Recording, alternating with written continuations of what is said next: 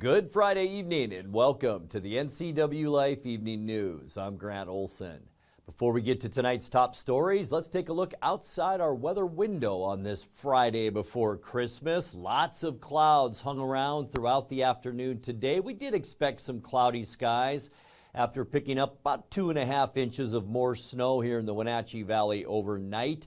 And that snow, it is going to change over to rain. Yeah, in fact, we could warm up almost 40 degrees by the time we get into next week. We will see freezing rain to start with for Christmas Eve and Christmas Day. Maybe a little bit of that on Monday, and then rain showers Tuesday, Wednesday, and once again into Thursday. And we'll talk much more about that coming up in your North Central Washington weather forecast. That's coming up a little bit later on. And now a few of the news stories we're following for you tonight. Wenatchee residents were displaced after a fire early this morning at their home in the 400 block of Kittitas Street. Firefighters had to return Wednesday night to the scene of an early morning East Wenatchee house fire after the fire somehow reignited. A former Wenatchee resident faces charges of fraud in U.S. District Court after allegedly obtaining more than $100,000 in COVID-19 relief under false pretenses. And an East Wenatchee man already awaiting trial on drug charges allegedly tried to sell more drugs through social media and was spotted by local police. But first, our top story tonight. After 2 harrowing days of blizzard-like conditions from blowing snow, Highway 172 north of Mansfield and county roads throughout the Waterville Plateau were reopened last night. The roads closed Wednesday morning as strong winds created giant drifts and whiteout conditions. Washington State Department of Transportation spokeswoman Lauren Loebsack said after the highway was closed about 9 a.m. Wednesday, WashDOT crews made a final pass and found 3 different trapped cars. They first found a Subaru stuck in a drift with 3 people inside. Crews were able to free the vehicle and it followed the plow truck and WashDOT truck until they came upon a delivery vehicle that had broken down. That driver was given a ride in the truck. As the mini convoy drew close to the east side closure point near Mansfield, they found another vehicle with a couple inside that had been stuck for several hours with the drifts covering the hood of the car up to the windshield. Loebsack said everyone made it safely to Mansfield and there were no injuries. She said all the drivers were on the highway before the state had set up closure points. Wenatchee residents were displaced after a fire early this morning at their home in the 400 block of Kittitas Street. Just before 1 a.m., firefighters responded to a report from a resident that they had awakened to the sound of a fire in their attic and smoke in their living room. Firefighters arrived to find smoke coming from the eaves of the house. After determining that the occupants of the home had safely escaped, fire crews were able to limit the fire to the attic space. The Wenatchee Valley Fire Department said the homeowners are receiving services from the Red Cross while they're displaced. The cause of the fire is under investigation. Firefighters had to return Wednesday night to the scene of an early morning East Wenatchee house fire after the fire somehow reignited. Wenatchee Valley Fire Department spokeswoman Kay McKellar said firefighters responded to the home in the 300 block of South Jackson Street. That was at 6:36 p.m. after numerous reports of smoke and flames. She said it's unclear what caused the fire to start again. The cause of both the original fire, which started about 6 a.m. in a second-floor bedroom, and the second fire remain under investigation. There were no injuries on either occasion, and the 2 male occupants had been relocated by the time of that second fire. It took firefighters until just after 10 p.m. to get the fire doused, and then there was an overnight watch to ensure there were no further problems. Well, in other news, a former Wenatchee resident faces charges of fraud in U.S. District Court for allegedly obtaining more than $100,000 in COVID-19 relief under false pretenses. 39-year-old Jason Carnell O'Daffer was indicted by a grand jury in Spokane for 2 months on 2 counts of wire fraud and 1 count of false, fictitious, or fraudulent claims.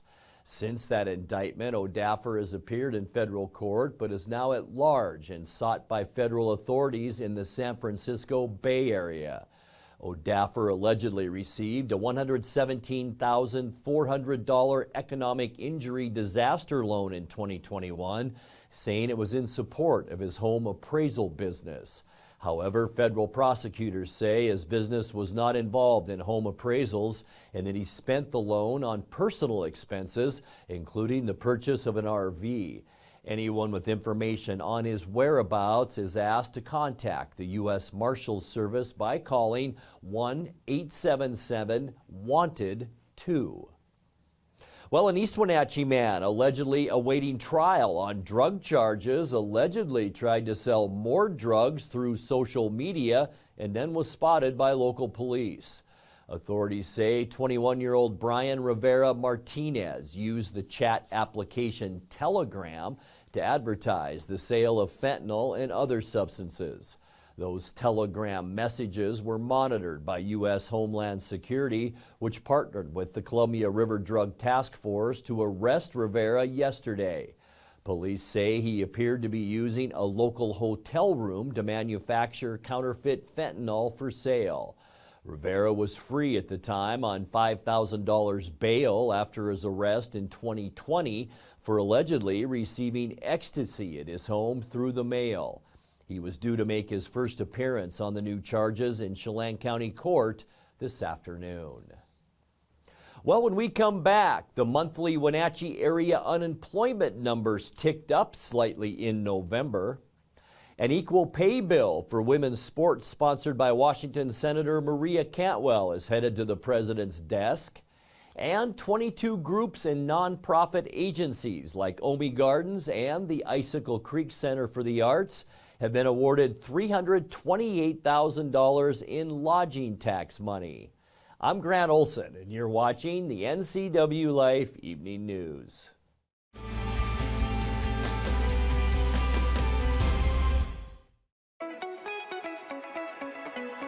Blue Lagoon Pool and Spa end of the year blowout sale is going on now. Spas are scientifically proven to improve sleep and ease arthritis pain. Let us help you find the perfect spa today.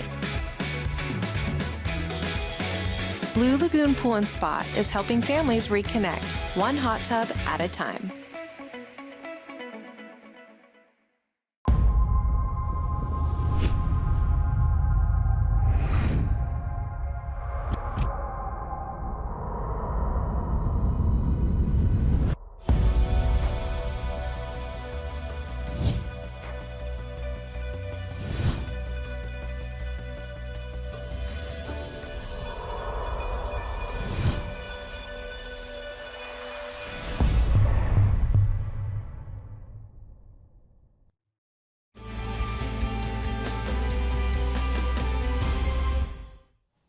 Welcome back. In another news, the monthly Wenatchee area unemployment numbers ticked up slightly in November.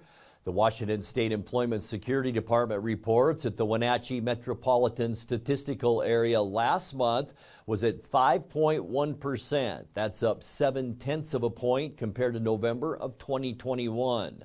Between November 2021 and November 2022, total non-farm employment in Chelan and Douglas counties rose from 46,300 to 48,300 jobs. That's a 2,000 job or a 4.3% upturn, a bit more rapid than Washington's non-farm job growth pace of 3.8% during that period. And it's also an indication that the non-farm job market has rebounded above pre-pandemic levels.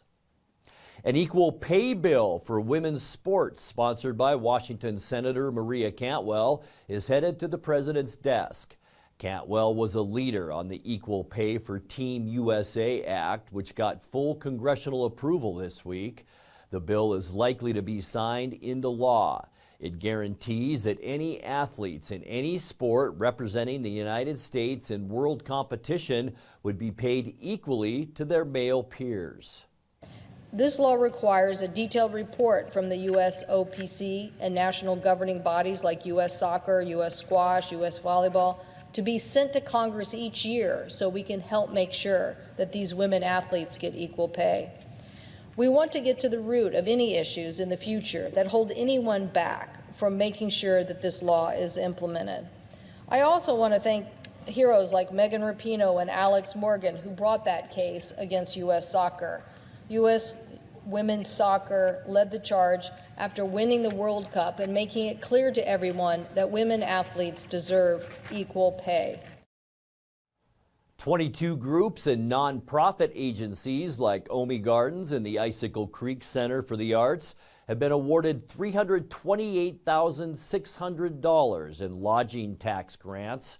The county received a total of 30 applicants, and those awarded were recommended by the Chelan County Lodging Tax Advisory Committee after reviewing applications. The tourist-related organizations will each receive a portion of the total amount, and the money will be used to aid in a variety of efforts from marketing and outreach to new and well-established festivals and more. Another call for tourism-related capital project applications is expected coming up this spring.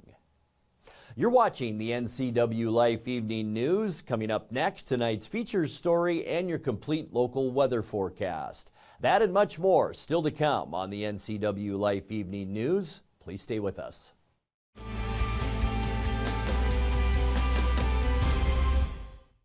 The holiday season is here, and life is hectic. Let Merry Maids help simplify yours. You expect a lot, and Merry Maids delivers more. They'll make your home or business sparkle for holiday parties, special events, and family gatherings. They'll customize the cleaning to fit your needs and your budget. Merry Maids are cleaning experts. They're licensed, bonded, and insured. Best of all, your satisfaction is always guaranteed. Visit online, merrymaids.com, and call for a free estimate. Then you can relax. It's done. At Local Myth Pizza, we believe in real food, freshly prepared with only premium ingredients. Our cheeses are imported from Italy. Our sauces, dressings, and even our sausages are made in-house fresh daily. Featuring Northwest craft beers and 30 Chelan Valley wines and ciders. Family fun and amazing food. Eat local, drink local, and be local at Local Myth Pizza. Come see why Sunset Magazine says you can't beat Local Myth Pizza.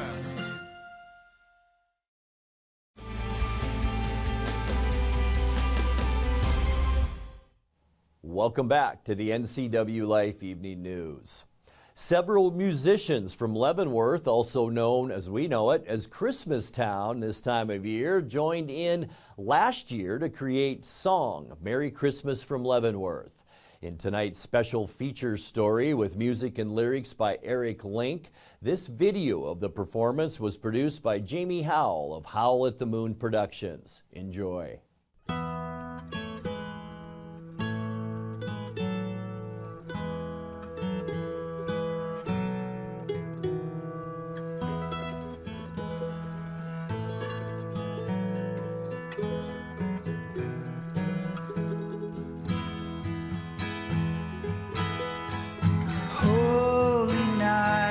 Sacred light, friends and family holding tight. Gifts we bring like long ago, making the memory new. And all of the colors in Christmas tree gleam help with the magic this holiday brings. And I close my eyes and heed the call for peace on earth and goodwill to all.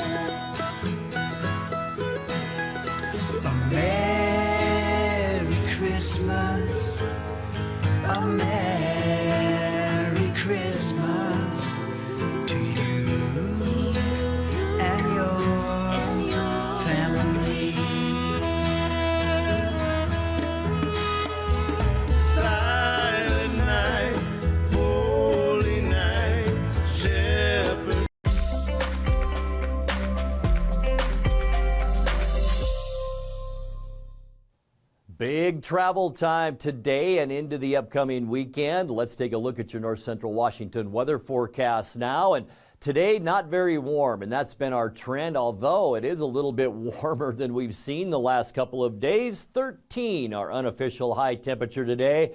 32 is where we should be. 46 is our record high temperature, and that was set in 2013. We started off the day at 3 degrees. 23 is our normal low temperature this time of year. Look at that record low, one of the coldest temperatures we've ever had in Wenatchee. 15 below, and that was set back in 1983. We did pick up another 2.5 inches of snow, and look at that snow total this year. 26.5 inches already, and we aren't even to the 1st of January yet. Sunrise 7:46, and the sun set this afternoon at 4:14. Let's take a look at what we can expect now as we get you in to your Christmas Eve. And I'll tell you, it's going to be tough travel weather tomorrow, folks. We're going to be at that temperature where it's just right for a rain-snow mix, and that could mean some freezing rain if you are traveling tomorrow. 24 for Moses Lake and Ephrata, 23 in Quincy. Wenatchee, we'll see about 21 degrees for our high tomorrow, 19 in Leavenworth, and 21 degrees also for Chelan. We've got a series of storm systems rolling our way, and that will begin as we get into tomorrow. For tonight, we expect cloudy skies as one area of storminess moves out, and that will allow this next storm to move in. Low temperatures tonight with cloudy skies right around that 10-degree mark or so. Maybe some scattered snow in the Cascades. Here we go then. Tomorrow morning at 8, I think it'll see all snow as that storm system pushes through by 3.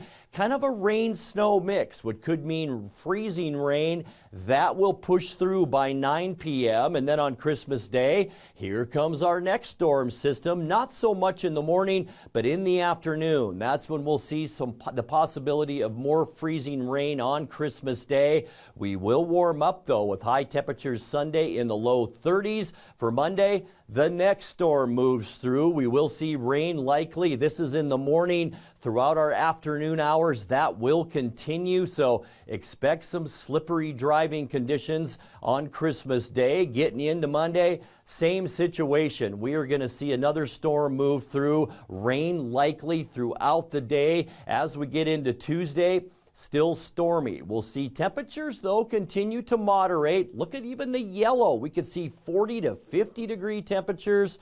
And then by Wednesday, cloudy. That'll be our break in the weather, a 40% chance of rain with highs near 40. And then getting you into the end of the forecast on Thursday, we will see once again a good chance of more precipitation. We're going to see a rain-snow mix for Thursday, mainly because we're going to begin to see more of a northerly flow once again, which will cool us down with highs by the end of our forecast into the middle 30s. Let's take a look now at that 7-day forecast brought to you by Apple Valley Honda. And tonight we'll drop down to 11 degrees for an overnight low. Really great job Malcolm did on this beautiful 7-day forecast. Doesn't that get you in the Christmas spirit?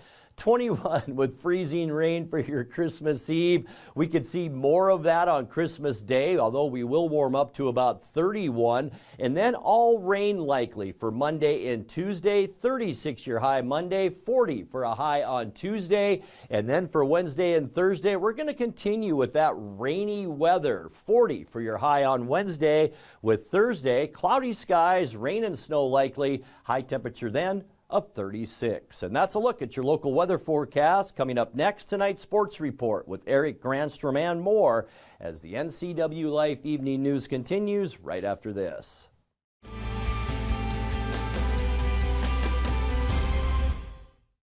At D.A. Davidson in Wenatchee, they believe your investment success begins with a personalized plan. A plan that is the roadmap you need to navigate your way to living your best years in retirement. D.A. Davidson can help you create a plan so you can take the time to enjoy the finer things in life. Let the financial advisors at D.A. Davidson help chart your retirement future today. Family roles change with time. You may find yourself being an unpaid caregiver to a loved one. Caregiving can be rewarding, but also stressful. taking care of yourself is vital. Aging and Adult Care of Central Washington has low or no cost services for unpaid caregivers, such as in-home support, care supplies, and counseling. Connect in your local area by calling Aging and Adult Care at 800-572-4459 and mention you're interested in caregiver support. And now it's a sports update on the NCWLIFE channel. And a happy Friday to you. Washington State's men's basketball team won on a last-second shootout in Hawaii last night. It was round one of the Hawaiian Airlines Diamond Head Classic, and the Cougs trailed George Washington by 2 with just 34 seconds left in regulation. Justin Powell. DJ Rodman drives. Rodman on the baseline. Rattles. And from the weak side, Winsu kept it alive. Then Gay to tip it. George Washington wanted basket interference. They won't get the call. We have a tie game, and the Cougars pull down the rebound. They do have a timeout if they want it. TJ Bamba with 10. Bamba dribbles it off his foot. Loose ball picked up by the Cougars. Open. Jake Mullins, 3! Timeout Washington State.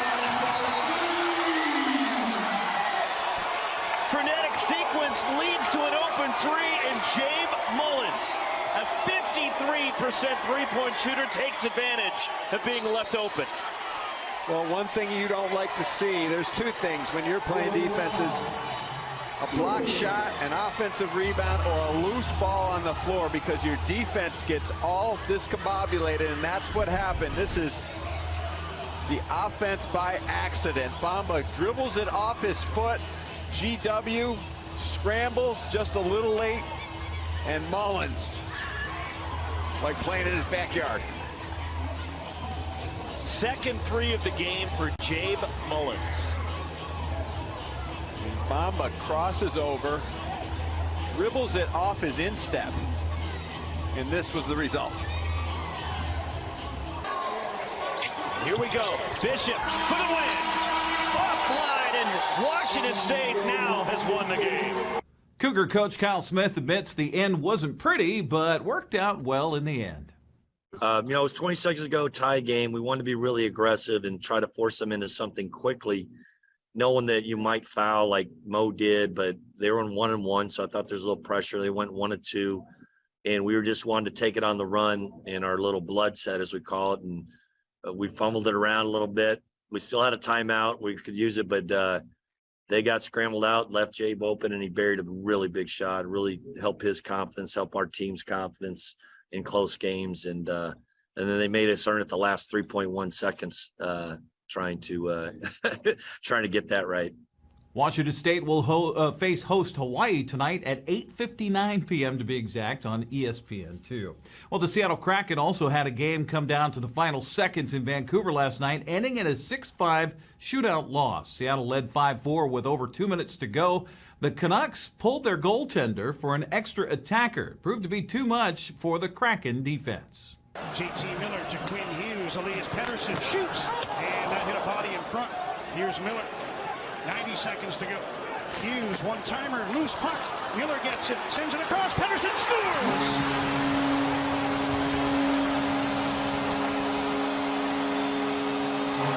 5 points for Elias Pettersson. 4th time in his career he's done that, and he is fired up. Minute 20 to go, and the Canucks have tied at 5-5. Burakovsky for Dunn. He missed the pass, but it's going to work out perfectly because it comes to Eberle, who's in. Backhander and a blocker saved by Martin. Now Eberle again. Puck slid off his stick. McCabe gets it, drops it to Quinn Hughes. 5 seconds to go. Pettersson, Horvat looking in front. Center blocked by Alexia. Miller gets the puck again. Hughes stopped by Jones with the horn and sound. And Seattle's able to get through overtime, shorthanded for the final minute. Daniel Strong scored twice in this game. Shooter number 2 for Seattle. Tried to slide it between the legs, and Martin shut the door. Kept the stick down. Let's take the shot away first, make the guy deke.